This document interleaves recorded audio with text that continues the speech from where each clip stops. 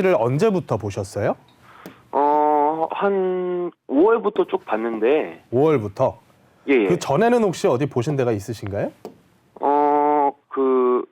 일원동 쪽 좀 보다가, 일원동 쪽. 예, 그러다가 이제 그쪽이 이제 올라가고 하면서, 네.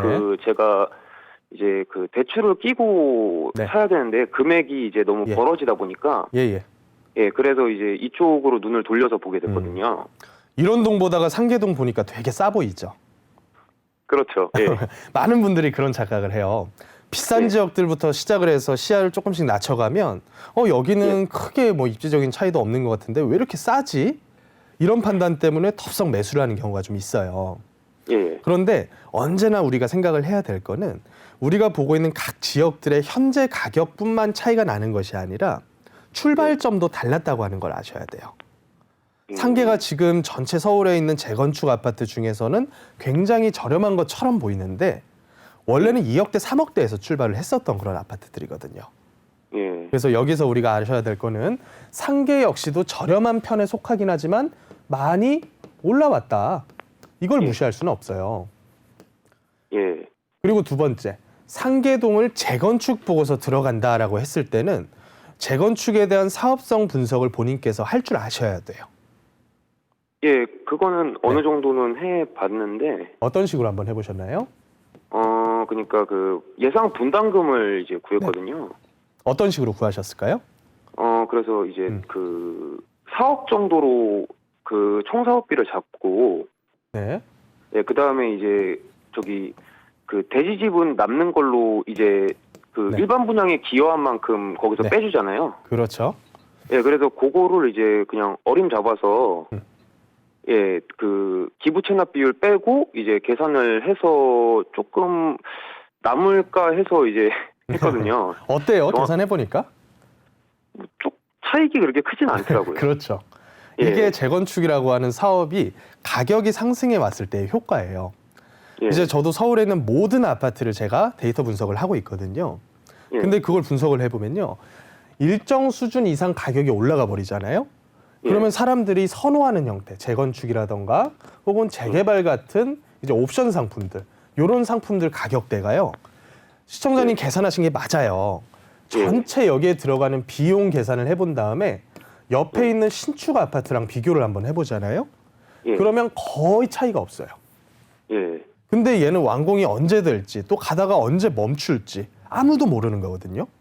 예. 또 시청자님께서 계산하신 내용 중에서 예상되는 추가 분담금 누가 그거 확정해줘요? 그렇죠. 아무도 그건 확정해 줄 수가 없는 거거든요. 가다가 공사비에 대한 증액이 반드시 있을 거고요. 또 지금처럼 장기 국채 금리 올라가는 형태에서는 당연히 예상되는 금리 역시도 올라갈 거고요. 그리고 상계동 일대의 주공 아파트들의 특징은 뭐냐면 다른 지역들에 있는 재건축 아파트보다 일반적으로 평형대 구성이 너무 작아요. 예. 그렇다 보니까 조합원 수가 많다라는 단점이 있어요. 예. 조합원 수 한 명 한 명당 다 조합원 분양가로 분양해주면 사업성이 또 떨어지는 효과가 나요. 그래서 제가 이 사업성에 대한 부분만 따져봤을 때는 단순히 재건축 사업만으로 큰 매력을 느낄 만한 가격대는 이미 지났다라고 볼 수가 있어요.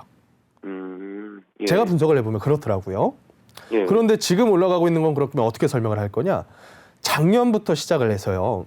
작년 5월부터 한 10월 달 사이가 어떤 때였냐면 30대, 40대들이 엄청나게 매수를 했던 때예요. 예. 근데 그분들께서 아마도 시청자님도 이 부류에 속하지 않으실까 싶어요. 예, 맞아요. 그렇죠. 이 네. 부류께서는 가지고 계신 자금이 많아봤자 3, 4억대인 경우가 많아요. 예. 이 금액에다가 플러스 대출이 일부 껴서 잡을 수 있는 가격대의 물건을 전부 다 매수를 한 거예요. 예. 그러다가 10월 넘어가면서부터는 지금까지 이분들이 더 이상은 그 다음에 들어오는 사람이 없어졌어요. 그러니까 거래가 완전히 박살이 나버렸어요. 예. 그래서 가격이 어떻게 되느냐. 조금 중저가 지역들은 쭉 올라붙으면서 거래가 많이 터지다가 최근에도 거래는 있어요. 예. 근데 가격대가 이렇게 옆으로 가요. 위로 가는 게 아니라. 이런 예, 형태로 맞아요. 흘러가요. 예. 수원이라던가 안양이라던가 혹은 뭐 수지라던가 이런 이제 외곽 수도권 지역들과 서울에서도 금천구라던가 뭐 상계동, 창동 이런 좀 중저가 지역들 위주로 해서 이런 움직임이 펼쳐져요. 근데 고가 지역들은 어떻게 되냐면 거래 없는 상태에서 이렇게 갔다가 이렇게 가요. 계속. 확 뛰어가지고 이렇게 올라가는 게 아니라 과거에서 많은 신고가를 기록하지 않고서 뜨문 이렇게 흘러가고 있어요. 그래서 지금 상황을 제가 봤을 때는 너무 무리해서 잡을 필요가 있을까라는 생각이 좀 드는 거죠.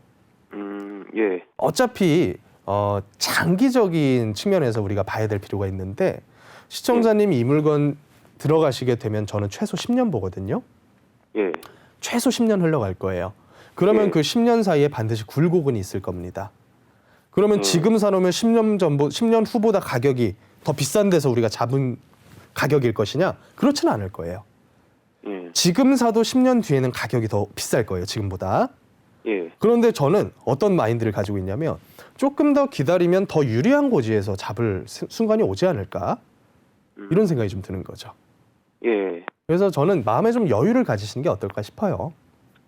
예, 알겠습니다. 오늘 여기까지만 좀 정리할게요.